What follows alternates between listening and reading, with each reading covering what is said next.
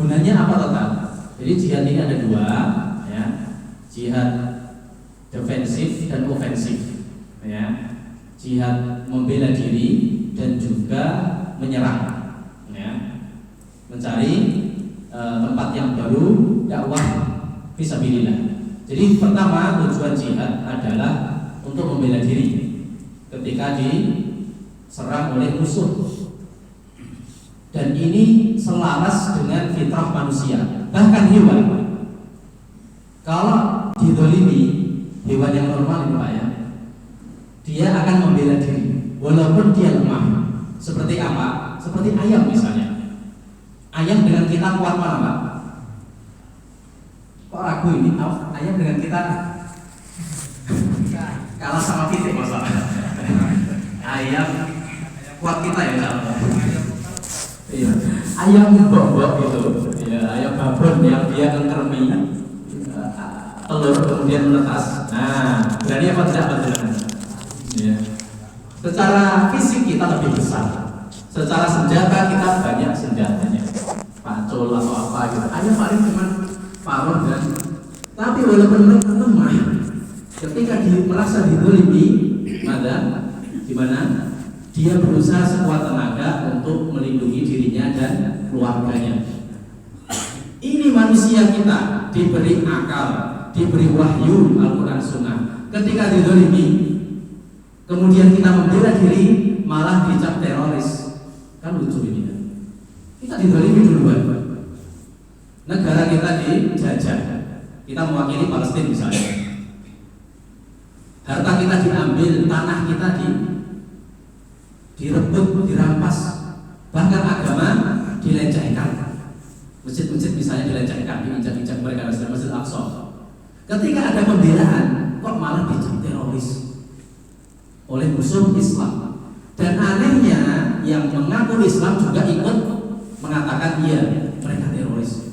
Harusnya diam saja kalau didolimi. Harusnya kita damai saja, melakukan perjanjian-perjanjian. Padahal mereka kedoliman tidak putus sampai sekarang, ya, sampai sekarang belum berhenti. Ini menunjukkan suatu kehinaan apa yang terjadi di umat kita sekarang ini. Bahkan mungkin lebih hina daripada hewan. Hewan yang tidak punya apa-apa, selemah apapun, ketika didolimi mereka berusaha membela. Ya. Hewan selama apapun ketika dikejar singa, dia berusaha lari membela. Ketika dia membela diri dan menang, dan itu tidak sedikit. Ketika misalnya banteng gitu ya, kadang kalah kadang menang. Ketika menang, padahal dia didolimi oleh sekelompok singa, kok kelompok singa malah mengatakan kalian teroris, kalian itu salah, garis keras. Harusnya kalau didolimi ya manut saja. Itulah ya, salah satu kenapa umat sekarang itu lemah. Di antara sebabnya kenapa? Karena syariat jihad sedang digembosi.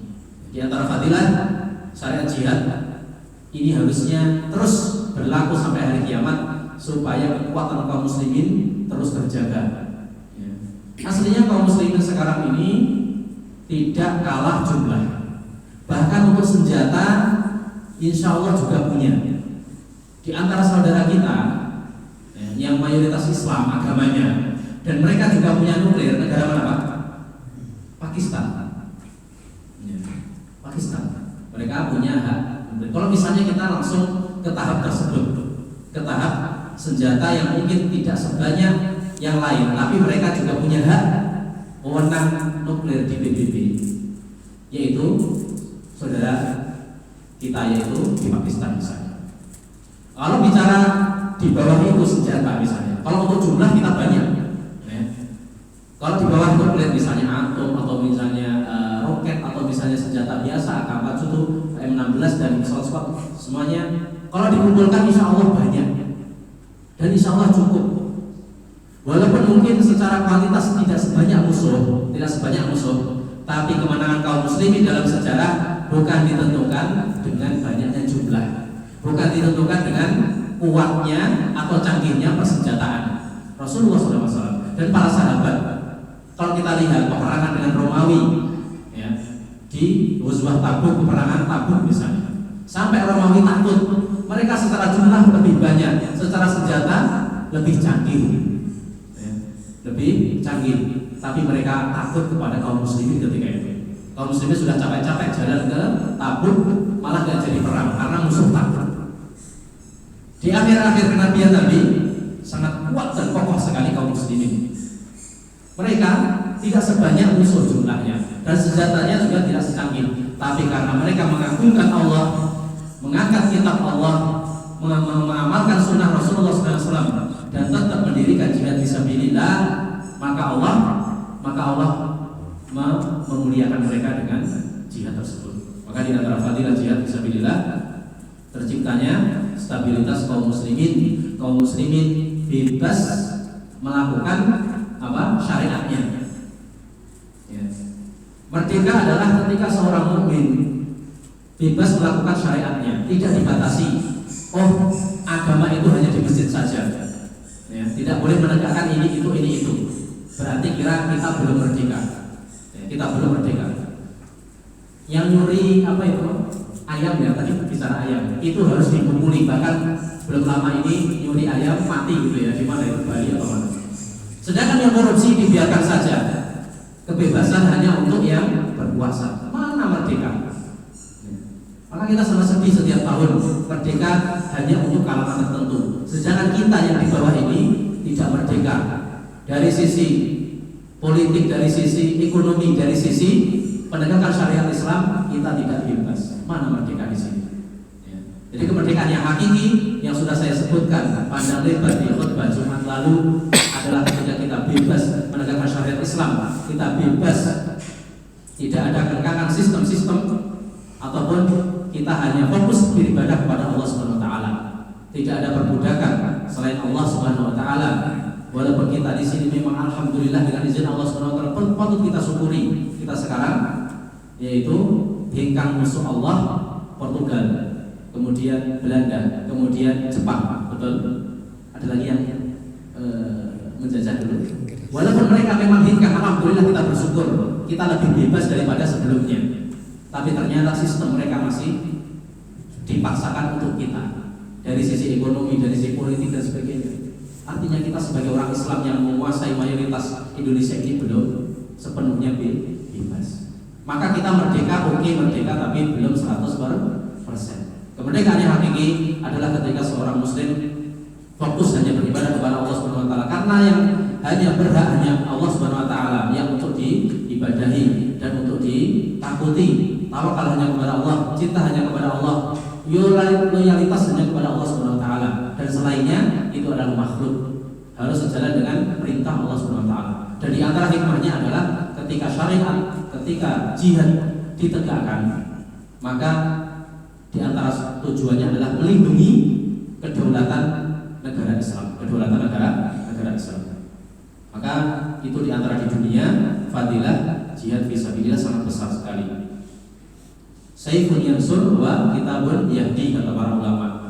Jadi kita sebagai orang Islam supaya tidak dijajah, memang syariat jihad harus ditegakkan untuk melindungi kedaulatan negara Islam. Kemudian supaya lebih sempurna adalah undang-undangnya adalah sesuai dengan Al-Quran dan Sunnah, sesuai dengan Al-Quran dan Sunnah. Maka itulah apa yang dilakukan Rasulullah SAW. Rasulullah SAW tidak hanya mengajarkan sholat, Rasulullah bukan hanya mengajarkan puasa, tapi Rasulullah SAW juga mengangkat pedang. Rasulullah SAW juga berjihad fisabilillah. Karena menegakkan agama ini udkhulu fil silmi kafah, masuklah Islam secara kafah. Di antaranya adalah jihad fisabilillah. Makanya madzhab Ahlussunnah wal Jamaah di buku akidah manapun, di akidah salaf yang komplit, mereka mengatakan wal jihadu madin ila yaumil qiyamah. Dan syariat jihad ini harus terus tegak sampai hari kiamat. Ya, silahkan dicek di buku-buku para ulama salaf ketika menulis buku akidah, di antara matanya adalah wal jihadu madin ila qiyamis saah. Dan jihad itu adalah harus terus tegak sampai hari kiamat. Tapi faktanya kok nggak tegak, berarti yang salah kita sebagai orang Islam. Kenapa harus tegak? Karena Rasulullah bersabda, umirtu an uqatilan nas hatta yashhadu an la ilaha illallah wa anna Rasulullah wa anna Muhammadar Rasulullah wa yuqimus salata wa yu'tuz zakat. Ya, fa idza fa'alu dzalika 'asamu min dima'ahum wa amwalahum ila bihaqqiha wa hisabuhum 'ala Allah. Rawahu Bukhari wa Muslim. Yang artinya, aku, kata Nabi, diperintahkan oleh Allah Subhanahu wa taala untuk memerangi manusia sampai mereka bersyahadat bahwasanya tidak ada sesembahan yang hak kecuali Allah dan Nabi Muhammad SAW utusannya, dan menegakkan sholat, mengeluarkan zakat. Kalau mereka melakukan itu, maka telah aman darah mereka, ya. kecuali ada hak Islam untuk ditumpahkan. Wa hisabuhum 'ala Allah, dan hisabnya kepada Allah Subhanahu wa taala. Maksudnya apa? Ketika Nabi diperintahkan untuk selalu berjihad, memerangi manusia sampai masuk Islam. Padahal Allah berkehendak di Al-Qur'an, "Huwallazi khalaqakum faminkum kafir wa minkum mu'min." Allah menciptakan kalian, di antara kalian mesti ada orang mukmin, mesti ada orang kafir, mesti itu. Itu sudah sunatullah. Walaupun Allah tidak cinta kepada orang kafir, tapi Allah Subhanahu wa taala berkehendak adanya orang kafir. Sampai hari kiamat mustahil dengan izin Allah Subhanahu wa taala, ya, dengan kehendak Allah Subhanahu wa taala orang kafir lenyap. Mustahil, mesti ada. Artinya perintah dari Allah kepada Nabi, umirtu, saya diperintahkan untuk memerangi mereka, itu sampai hari kiamat. Itu maksud perkataan para ulama salaf, al-jihadu madin ila qiyamis saah. Jihad itu mesti lanjut sampai hari kiamat. Kenapa? Karena mesti ada orang-orang kafir tersebut. Jelas gini, kenapa kok para ulama mengatakan seperti itu? Karena mesti ada orang yang harus diperangi, ya. Itu yang kedua, yaitu jihad ofensif, yaitu jihad menyerang, berangkat perang, hukumnya fardu kifayah. Ya, adapun defensif, ketika kita negara Indonesia misalnya diserang, maka ini hukumnya fardu ain. Fardu kifayah ini pahalanya juga besar, harus izin orang tua, kalau anak, kalau istri harus, atau izin suami dan seterusnya. Kalau defensif ini tidak wajib izin. Ketika kita diserang misalnya, ya, Israel gitu ya, kawan-kawannya sudah ada di Papua masalah yang pakai bendera itu, hati-hati, sudah dekat ini. Nah, artinya mereka siap kalau ada kekuatan di sini, ya. Kalau mereka menyerang negara kita ini, maka harus siap, mau nggak mau harus berangkat, ya. Dan ini kesepakatan kaum muslimin. Seorang istri tidak wajib izin suami, seorang anak, saya tidak izin abi saya berangkat, itu kalau nyerang ke negara ini. Dan ini sangat penting sekali. Bayangkan kalau syariat ini ditiadakan, kita diserang udah diam saja, ya. Sebagian orang mengatakan udah, kalau kamu menyerang nanti tambah parah, udah biar saja. Padahal kita mampu menyerang, kita mampu membela maksudnya. Maka ini syariat sangat mulia sekali. Bahkan Rasulullah sampai mengatakan, dirwatu sanamil Islam jihad fisabilillah. Puncaknya, ya, punuknya Islam, puncak ketinggian Islam adalah jihad fisabilillah. Wa amudu sholat. Dan tiangnya agama ini apa? Sholat. Selama ini kita hanya membahas tiang agama. Tiang agama kalau tidak ada gentengnya, kira-kira sempurna nggak agama kita? Kurang sempurna, ya. Rumah kita kalau hanya cagak-cagak ini misalnya, tidak ada puncaknya untuk menaungi kita dalam ibadah, sholat dan yang lain, menegakkan hak-hak yang lain, kira-kira bisa atau tidak sempurna 100%? Tidak bisa.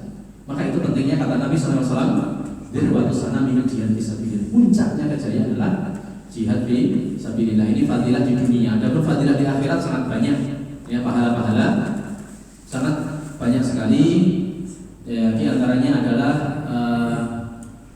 innallaha ashtara minal mu'minina anfusahum wa amwalahum bi anna lahumul jannah yuqatiluna fi sabilillah fa yaqtuluna wa yuqtalun, dan seterusnya. Yang artinya Allah membeli jiwa-jiwa dan harta-harta orang yang jihad fisabilillah. Mereka membunuh atau dibunuh. Jadi sampai Allah membeli. Bayangkan ya. Ini yang membeli jiwa kita dan harta kita bukan orang di pasar, bukan. Tapi Allah Subhanahu wa taala. Ayo, ketika syariat sudah ditegakkan, kok tidak mau berangkat yang wajib atau yang sunnah? Nah, yang sunnah mungkin bisa kita tidak berangkat. Tapi kalau yang wajib kok nggak berangkat, nah ini dicela dan tidak mendapatkan fadilah yang disebutkan tadi. Orang berjihad fisabilillah pahalanya sangat besar sekali. Sebagaimana dalam hadis apa? Lebih baik dari sholat walau setahun, lebih baik dari puasa selama setahun, lebih baik dari ibadah-ibadah sedekah dan yang lain. Jihad fisabilillah ini pahalanya sangat besar. Apalagi ketika dia meninggal, ketika berjihad fisabilillah meninggal, pahalanya sangat besar sekali. Boleh disebutkan Rasulullah ada hadis bersabda, lisyahidi sittu khisal. Orang yang mati syahid mendapatkan 6 keutamaan. Ya. Yughfaru min awwali daf'atin min damihi, diampuni dosa-dosanya, seluruh dosa. Ya. Ketika darah baru netes pertama, diampuni seluruh dosa. Mohon maaf, kecuali dosa hutang ya. Ini hutang belum selesai kan. Untuk hutang ini mohon maaf, ini hak manusia yang wajib ditunaikan, wajib dibayar. Sebesar apapun kita pahala, kalau yang hutang ini masih ganjil, jihad fisabilillah sampai ya, pahala besar pun ini tidak bisa diampuni kalau ini. Maka Nabi bersabda, yughfaru lisyahid kullu dzambin illa dain. Seluruh dosa orang yang mati syahid, yaitu meninggal di jalan Allah tadi, seluruh dosa diampuni kecuali hutang. Kalau tidak punya hutang, maka alhamdulillah diampuni dosa, seluruh dosanya. Kemudian yang kedua, yujaru min adzabil qabri, dia diselamatkan dari azab kubur. Aman Pak azab kubur. Otomatis diperlihatkan di kuburan nanti apa? Jendela menuju surga. Yakhruju min rihiha wa rahaniha. Jadi keluar dari itu wangi bau surga. Luar biasa. Wa yufrashu min minal jannah, dan dikasih apa dalam suatu hadis itu kasur atau spring bed dari surga. Luar biasa, ini belum hari kiamat, ini masih di kuburan. Kemudian di antara pahalanya adalah wa yu'manu minal fazail akbar, dan diamankan dari kengerian hari kiamat. Ya, kengerian hari kiamat dia aman. Yang lain mungkin khawatir, takut, wanita sampai yang hamil apa keguguran, yang punya anak-anaknya dilempar, takut itu dalam surat Al-Hajj itu. Tapi dia aman, santai ketika. Yang lain bingung hari kiamat, dia santai. Ya. Kemudian wa yulbasu min tajil waqar al-yaqutah khairun minad dunya wa ma fiha. Di hari kiamat orang yang mati syahid nanti diberi mahkota dari yakut. Dia lebih baik daripada dunia dan seisinya. Ini mahkotanya saja, belum kenikmatan yang lain. Ya. Kemudian di antara fadilahnya adalah wa yuzawwaju bisnatain ya min sab'in bisnatain wa sab'ina zawjatan min khurinin. Ini untuk laki-laki Bu, mohon maaf, yaitu dia nanti akan dinikahkan kepada atau dengan 72 bidadari. 72 bidadari. Yang mati biasa sekitar 2 saja. Ya. Yang mati biasa mukmin 2. Kalau yang mati syahid 72. Jadi nggak repot Pak. Kalau poligami di dunia kan repot ya. 1, 2 saja ini berat ya. Di sana udah dikasih langsung dan tidak ada kecemburuan. Siap digilir ya. Ini nanti khusus laki-laki kalau ingin lebih panjang ya. Mohon maaf karena ada ibu-ibu nanti. Ini di surga Bu ya. Jangan baper, di dunia ini tidak. Mereka maksimal hanya 4. Itu pun kalau mampu ya. Tapi di surga yang mati syahid dinikahkan dengan 72 bidadari minimal. Kemudian yang terakhir, ini luar biasa, fadilah yang mati jihad fisabilillah ya. Wa yusyafa'u fi sab'ina min aqaribihi. Dia diberi izin Allah Subhanahu wa taala untuk memberi syafaat pertolongan di hari kiamat untuk 70 keluarganya. Ya, keluarganya kalau berjumlah 70 kena semuanya. Ya. Misalnya bapaknya, kakeknya kalau masih hidup dan seterusnya, kemudian ke sampai ke bawah dan seterusnya, maksimal 70 yang paling dekat. Ya, yang paling jauh ya silahkan ya. Yang paling dekat 70 anggota keluarganya mendapatkan syafaat orang yang mati syahid. Jadi kecipratan keluarganya walaupun tidak mati syahid, luar biasa ini fadilahnya. Ya. Gimana ini langsung semangat tamanya langsung berangkat nanti ya Palestina. Cuma tidak mudah. Mayoritas di Al-Quran itu jahidu bi amwalikum wa anfusikum. Hanya satu di Al-Quran di At-Taubah yang saya baca tadi. Ya. Inna Allah astara minal mu'minina anfusahum wa amwalahum. Hanya satu saja. Allah membeli orang yang berjihad jiwa dan harta. Mayoritas di Al-Quran mengatakan berjihadlah dengan harta dan jiwa. Jadi harta dulu baru jiwa. Di antara fadilahnya, hikmah kata para ulama adalah orang yang berat dalam berinfak fisabilillah untuk kebaikan mujahidin misalnya, untuk ke Palestina misalnya, dia berat untuk infak hartanya, maka akan lebih berat untuk menghibahkan jiwanya di jalan Allah. Itu di antara rahasia kenapa mayoritas semuanya kecuali surat At-Taubah semuanya diawali dengan yang berjihad dengan harta dan jiwa. Jiwanya nomor 2. Karena barometer di antaranya harta. Kalau orang pelit, orang bakhil, iman untuk infak fisabilillah, maka dia akan lebih berat untuk jihad dengan jiwanya, menghibahkan nyawanya. Tapi ketika orang mudah berinfak fisabilillah, insya Allah ketika dipanggil hayya 'ala jihad, ayo jihad fisabilillah, insya Allah lebih gampil ya, insya Allah lebih mudah. Jadi fadilahnya saya singkat, untuk di dunia adalah untuk keamanan kaum muslimin dalam menjalankan syariatnya, dan sehingga kita tidak dijajah kaum muslimin dalam satu naungan syariat Islam. Kemudian untuk di mana di akhirat tentunya sangat banyak di antara yang kami sebutkan tadi. Wallahu a'lam bishawab. Nah, ketika fadilahnya kita tahu, yaitu berperang di jalan Allah itu sangat besar sekali, baik di dunia dan di akhirat. Artinya kalau sudah nyampe kewajiban kepada dia, kemudian dia malah lari kewajibannya, kemudian dia lari, maka berdosa besar. Kita langsung masuk ya. Tadi baru mukadimah Pak. Pelajaran ini hanya 1 lembar kurang sedikit, 1,5 halaman saja, tidak lama insya Allah. Allah berfirman di surat Al-Anfal ayat 15-16. Ya ayyuhalladzina amanu idza laqitum ladzina kafaru zahfan fala tuwalluhum adbar. Wahai orang yang beriman, kalau kalian sudah berangkat berperang jihad fisabilillah, sudah ketemu atau mau ketemu orang kafir, fala tuwallu, jangan kabur. Fala tuwallu lahum adbar. Jangan punggungmu menghadap ke mereka. Itu secara bahasa ya. Punggungmu menghadap ke mereka, lari tunggang langgang ke belakang, jangan.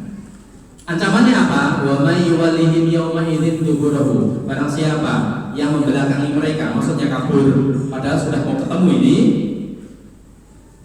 kecuali 2. Kecuali 2. 1, illa mutaharrifal liqital, kecuali kabur untuk siasat perang. Bukan kabur bahasanya ya, mundur. Ada orang musuh ini, kita mundur dulu bentar ke belakang bukit. Mereka akan mengejar biasanya, dikira kita lari. Ketika mereka sudah melewati bukit, seperti kabilah Hawazin itu di perang Hunain, ya, baru kita serang dari samping, enggak kelihatan. Seperti itu diantara siasat perang, mundur untuk menyerang kembali, bukan untuk mundur pulang kampung ke Indonesia, bukan. Mundur sedikit, ya.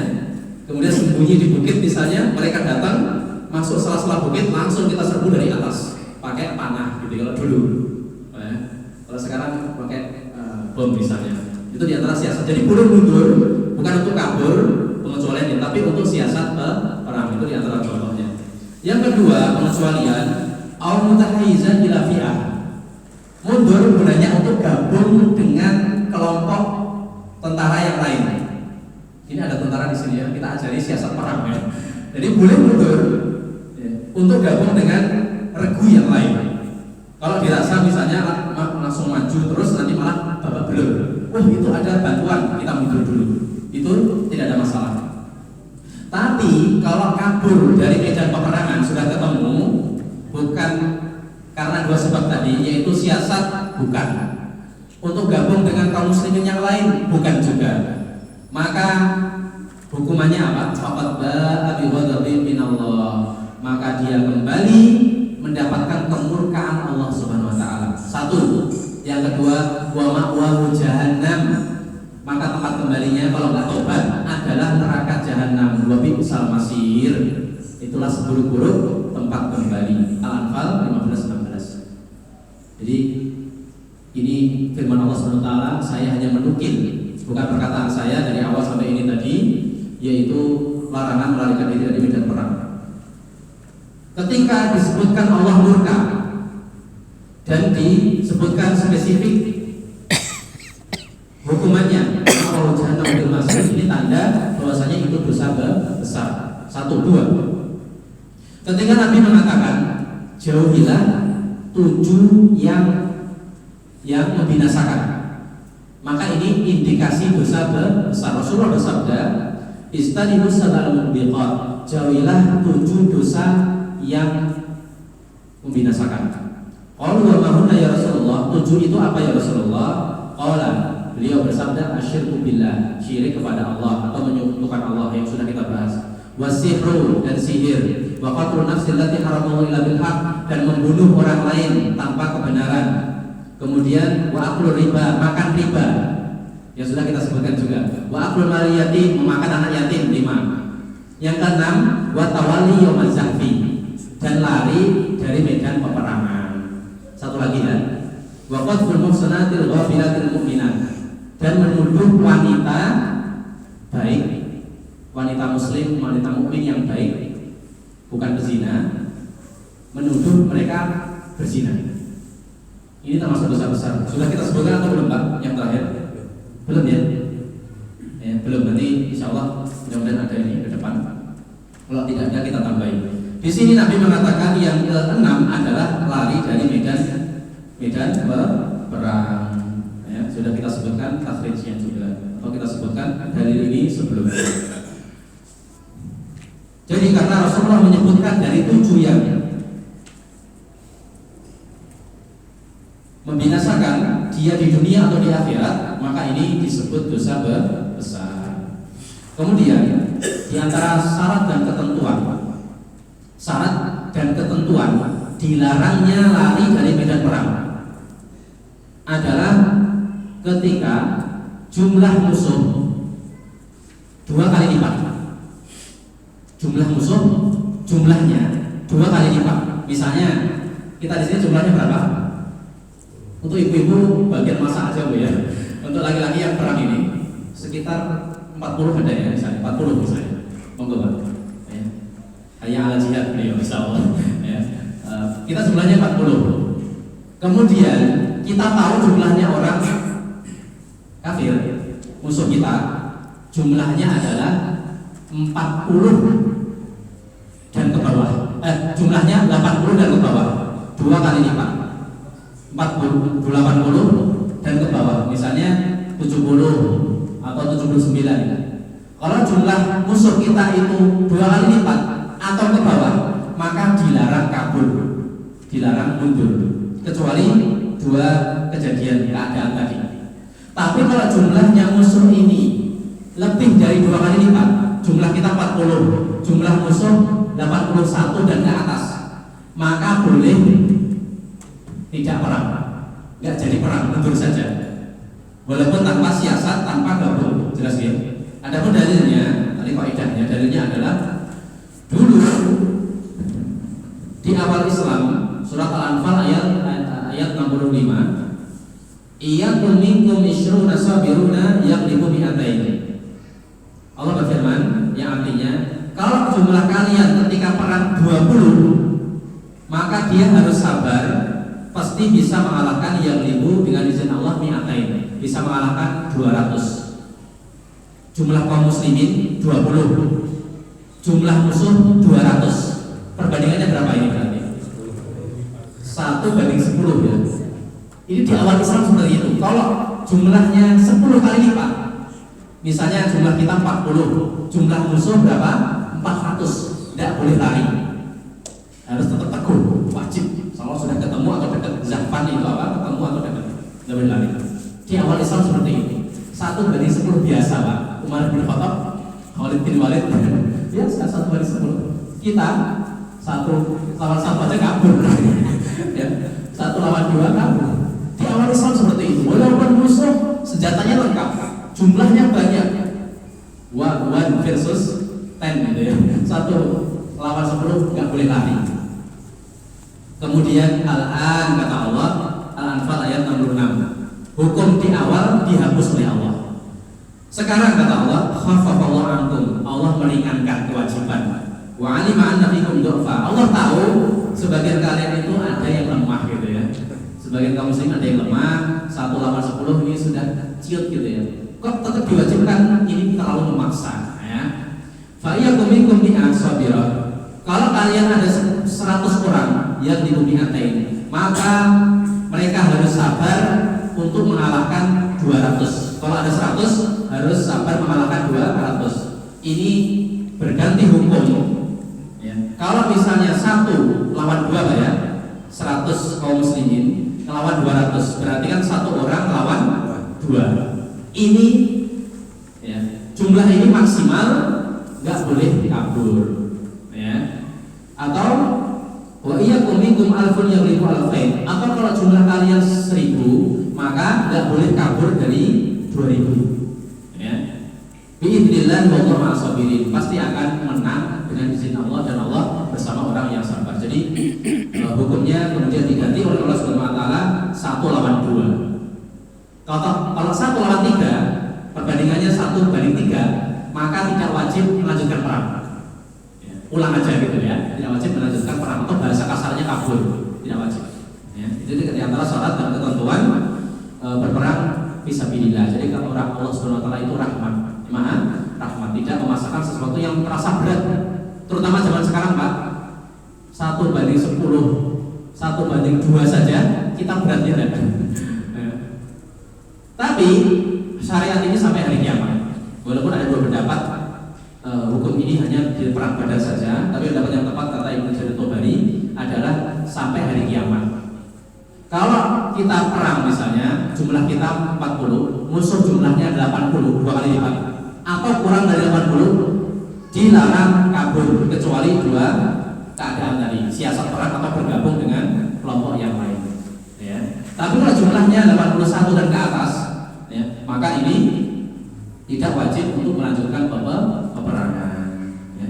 Wallahu a'lam bishawab. Itu di antara ketentuan syarat-syarat kapan disebut dia kabur dari medan perang. Artinya apa Pak, Ibu sekalian? Kalau misalnya musuh kita itu berlipat-lipat jumlahnya, lebih daripada 2 kali lipat, kalau kita kabur itu tidak dikatakan lari dari medan perang. Kenapa? Karena nggak wajib. Jelas ya? Itulah tafsir Ibnu Abbas dan para ulama salaf ya.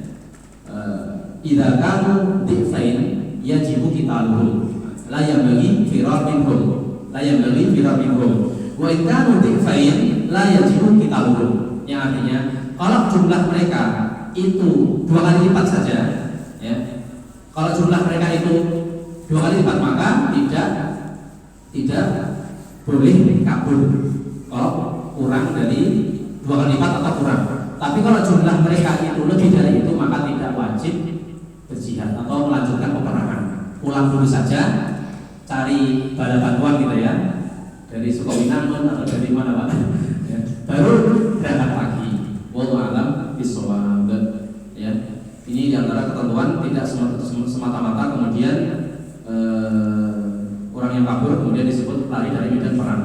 Terakhir sebelum kita tutup dengan sholat isya, yaitu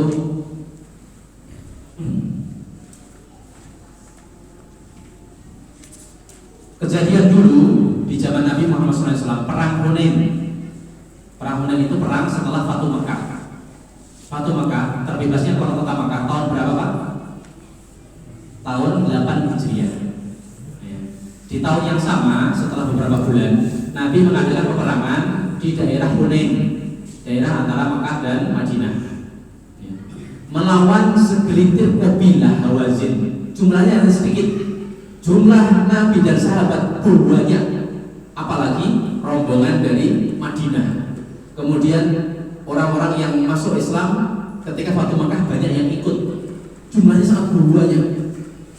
Mau melawan kabilah Hawazin di Hunain. Kaum muslimin merasa takjub ya, merasa ujub ya. In ajabatkum kasratuhum falam tughni ankum syai'an. Kata Allah Subhanahu wa taala di surat At-Taubah ya, kalian terlalu takjub sampai mereka mengatakan dalam hadis Nabi, maghribna bin killah. Hari ini kita tidak dikalahkan karena jumlah. Sampai seperti itu. Jumlah kita sangat banyak. Jumlah kita sangat banyak, musuh sedikit. Kita tidak akan kalah karena jumlah katanya. Kemudian Allah tegur dengan kekalahan karena musuh ternyata lebih cerdas atau licik ya. Jadi mereka sembunyi di balik-balik bukit gitu ya. Dan mereka ahli rumah, kata ahli sirah mereka itu ahli manah. Sembunyi-sembunyi di bukit, mereka jumlahnya sedikit, kaum muslim banyak, dilempari panah dari sela-sela bukit, kalah kocar kacir. Ya. Sama mereka, ya, mereka lari dari medan perang. Awalnya seperti itu, tapi tidak dihukumi. Kenapa? Allah ampuni mereka di surat tersebut, dan Allah turunkan para malaikat. Dan Rasulullah SAW berdiri memanggil orang-orang Islam dari sahabat yang lari tadi ya, untuk jangan lari. Jadi mereka tidak jadi kena dosa. Rasul berdiri dengan gagahnya. Rasulullah bayangkan takut. Seraya berkata, ya, Ana Muhammad, ya, Ana Abdul Muthalib. Saya Nabi Muhammad. Saya adalah anaknya Abdul Muthalib, maksudnya cucunya. Jadi beliau mengatakan lantang, ayo lanjutkan, jangan kabur. Itu intinya. Beliau ketika berteriak-teriak untuk kemudian mereka mendengar seruan Nabi Muhammad SAW, langsung berkumpul kembali di samping Nabi. Bayangkan, Nabi itu asya'anas, kata Anas bin Malik, manusia yang paling pemberani. Dalam kondisi tertekan gitu, dilempari panah, Rasulullah nggak kabur. Karena Rasulullah keyakinannya lebih tinggi daripada yang lain, dijamin masuk surga. Akhirnya kaum muslimin akhirnya berkumpul kembali, dibantu para malaikat, akhirnya menang, mendapatkan ghanimah yang sangat besar sekali. Kenapa? Karena musuh Islam yang bernama suku Hawazin ini, mereka kalau perang itu membawa desanya dibawa Pak, rumahnya dibawa, ya maksudnya itu tenda-tendanya dibawa, istri-istrinya dibawa, peternakannya dibawa, hartanya semuanya dibawa. Itu siasat mereka. Seluruh harta dibawa, keluarganya semuanya dibawa. Tujuannya apa? Tujuannya biar nggak lari dari medan perang. Kenapa? Kalau dia mau lari, mau kemana, rumahnya dibawa semua, hartanya dibawa semua, istrinya dibawa semua. Nah, akhirnya mereka menang di awalnya. Tapi karena kaum muslimin punya Rasul, punya Nabi, punya Allah, ditolong oleh Allah lewat malaikat-malaikatnya juga, ya. Akhirnya mereka menang, menguasai harta-harta ghanimah, rampasan perang. Para wanitanya, anak-anaknya juga, dan harta rampasan perang sangat banyak sekali.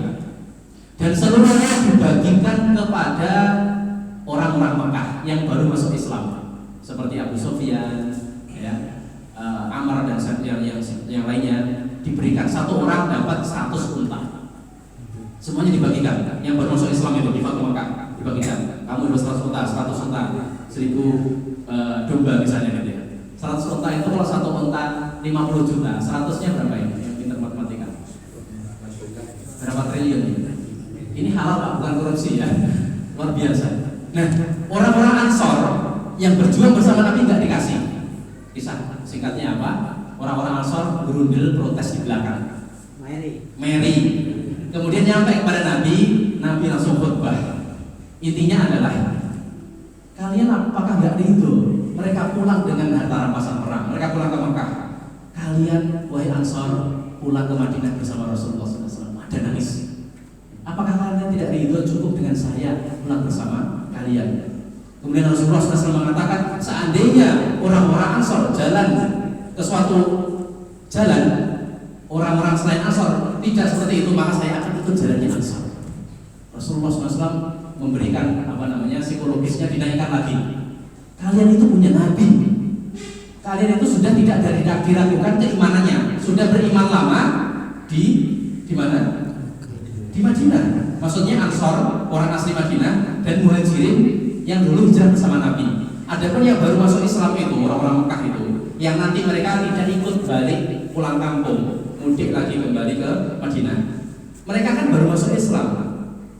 Mereka imannya masih lemah, harus dikuatkan dengan harta rampasan perang. Mereka masuk ke kategori mu'allafati qulubuhum, yang hatinya perlu dikuatkan dengan harta. Kalian itu imannya sudah kuat gitu loh, nggak butuh ini. Apalagi kalian itu nanti pulang bersama saya, mereka pulang bersama dunia. Apakah kalian tidak ridho gitu? Sampai Rasulullah menyebutkan memberikan loyalitasnya kepada orang Ansor. Seandainya orang Ansor jalan pada Rasulullah jalan, saya akan ikuti Ansor. Mereka pada nangis semuanya. Udah, kami ridho terhadap pembagian Nabi Muhammad SAW. Itu kisah singkat perang Hunain, bisa dibaca lanjut di sejarah atau sirah Nabawiyah. Itu diantara contoh sahabat hampir masuk mana? Masuk neraka. Tapi apa? Tapi mereka bersama Nabi Muhammad SAW diyakinkan oleh Nabi Muhammad SAW tidak jadi kabur. Kemudian summa yatubullahu alaihim. Kemudian Allah mengampuni, memberi tobat mereka. Alhamdulillah. Kalau misalnya tidak, waliyatubillah, itu bisa masuk ke kategori yughadabi minallah, mendapatkan kemurkaan Allah, wa ma'wahu jahannam, dan dalam neraka jahannam bi'sal masir. Itu seburuk-buruk tempat kembali. Jadi Islam itu adil. Ketika pahalanya itu sangat besar, iming-iming pahalanya sangat besar, maka memusuhi orang-orang mujahidin juga dosanya sangat besar. Kabur dari medan perang itu sebuah kehinaan, itu juga besar. Jadi di sini kami mengajak untuk kita dari sekarang menegakkan jiwanya, mengokohkan jiwanya untuk berdetik untuk bisa sesekali berjihad fisabilillah. Kenapa? Karena Nabi bersabda, man mata, barang siapa yang mati, walam yaghzu, belum pernah berjihad fisabilillah, walam yuhaddits nafsahu bil ghazwi, dan tidak pernah terdetik dalam hati ingin ikut serta, walaupun sekali gitu ya. Mata ala syubhati minan nifaq, maka dia akan mati dari satu cabang di antara cabang kemunafikan. Ya. Jadi orang muslim yang hakiki, terutama yang pernah haji, harus termasuk ibu-ibu ya, harus pernah terdetik dalam hati untuk ingin jihad fisabilillah. Ya. Bahkan kalau tidak ingin sama enggak mau, saya ingin dunia saja, saya ingin yang lain saja, tidak. Rasul mengatakan apa? Dia meninggal dalam keadaan syu'batun minan nifaq, tidak sampai kafir, tidak sampai munafik, tapi dosa besar, bisa mati dalam keadaan su'ul khotimah wal iyadu billah. Hadza kalamun nabiyikum, ini perkataan nabi kalian, kita semuanya, yaitu saya ulangi lagi, man mata, barang saya meninggal, walam yaghzu, dan belum pernah berjihad, walam yuhaddits nafsahu bil ghazwi, hatinya belum pernah berdetik pengen gitu ya. Tadi pengen Pak ya, apalagi ada iming-iming bidadari gitu. 72 lagi. Ya. Untuk ibu-ibu yang lain, ya, fadilahnya besar juga. Mata ala syubhati minan nifaq, dia kalau mati ya, mati di atas salah satu cabang kemunafikan. Waliyatubillah, maka kita berdoa pada Allah Subhanahu wa taala, walaupun tidak mati dalam jihad fisabilillah, insyaallah akan diberikan manzilah, kedudukan orang mati syahid. Rasulullah bersabda di Sahih Muslim, man sa'ala syahadata, man sa'ala syahadata bisidqin, balaghallahu azza wa jalla manazil syuhada wa imata ala firasyihi. Yang artinya barang siapa yang berdoa pada Allah Subhanahu wa taala dengan jujur supaya mati jihad fisabilillah, mati syahid, dia akan Allah sampaikan derajatnya di hari kiamat, derajat orang yang mati syahid walaupun dia mati dalam keadaan di atas kasur. Itu di antara sabda Rasulullah SAW dengan cara apa? Berdoa dengan jujur, ya. Bukan berdoa mudah-mudahan saya mati syahid fisabilillah, tapi prakteknya malas-malasan. Ketika diperintahkan untuk infak fisabilillah, membantu yang di Palestina, malas padahal dia mampu misalnya. Maka Allah ingin melihat bukan hanya perkataan kita, hati kita, tapi juga reaksi kita terhadap penindasan yang terjadi di luar sana. Apakah dia marah? Apakah dia berusaha memboikot misalnya, atau dia berusaha menyuarakan, atau adem-adem saja. Allah SWT Maha mengetahui, alim bidzati sudur, mengetahui apa yang di hati kita. Mudah-mudahan kita termasuk orang yang dipilih oleh Allah SWT meninggal dalam keadaan jihad fisabilillah, dan mudah-mudahan kita terlindung dari lari dari medan perang. Kalau tidak bisa, mudah-mudahan kita termasuk minimal menjadi orang-orang yang soleh, orang-orang yang soleh biasa, tapi kedudukannya ditinggikan oleh Allah SWT ketika kita minta kepada Allah syahid, yaitu mendapatkan kedudukan mereka asy-syahadah. Kenapa itu syahid? Karena mereka melihat karomah. Rasulullah SAW bersabda, wadidtu an amuta an uqtal fisabilillah, summa uhya, summa uqtal, summa uhya, summa uqtal, summa uhya, summa uqtal, sampai 4 kali. Rasulullah bersabda di Sahih Bukhari mengatakan, saya berharap saya mati di jalan Allah, kemudian saya dihidupkan lagi, kemudian saya mati, kemudian dihidupkan lagi, kemudian saya mati, kemudian dihidupkan lagi. Berapa ini? Sekali lagi. Kemudian mati, kemudian dihidupkan lagi. Di dalam riwayat yang lain, 5 yara minal karomah. Karena orang yang mati di jalan Allah itu melihat karomah yang tidak dilihat orang yang mati biasa. Melihat karomah sampai Nabi berkeinginan dibunuh berkali-kali jihad fi sabilillah. Tapi ternyata Nabi meninggalnya di atas kasur. Tapi insya Allah Allah tetap akan memberikan yang terbaik karena derajat Nabi itu lebih tinggi daripada syahadah. Itu kenapa disebut syahadah, karena dia yusyahid, yaitu menyaksikan keindahan karomah ketika dia mati fisabilillah. Bahkan dalam suatu hadis, orang di surga nanti punya angan-angan. Angan-angannya apa? Kembali ke dunia. Untuk apa? Untuk mati di jalan Allah. Sampai berapa kali? 10 kali.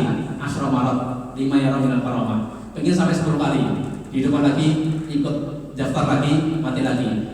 Hidupkan lagi, daftar lagi, ikut mati lagi. Sampai 10 kali karena melihat keindahan karomah yang dia lihat ketika mati. Padahal dia sudah masuk surga, sudah melihat Allah SWT, sudah menyaksikan dan menikmati keindahan surga. Tapi keindahan yaitu syahadah, yaitu melihat karomah itu ternyata juga tidak kalah besar. Itu angan-angan orang yang mati syahid, orang yang sudah masuk surga. Apalagi kita yang belum pernah masuk surga, maka angan-angan kita itu meninggal fi sabilillah. Mudah-mudahan kita termasuk di dalamnya. Allahumma amin.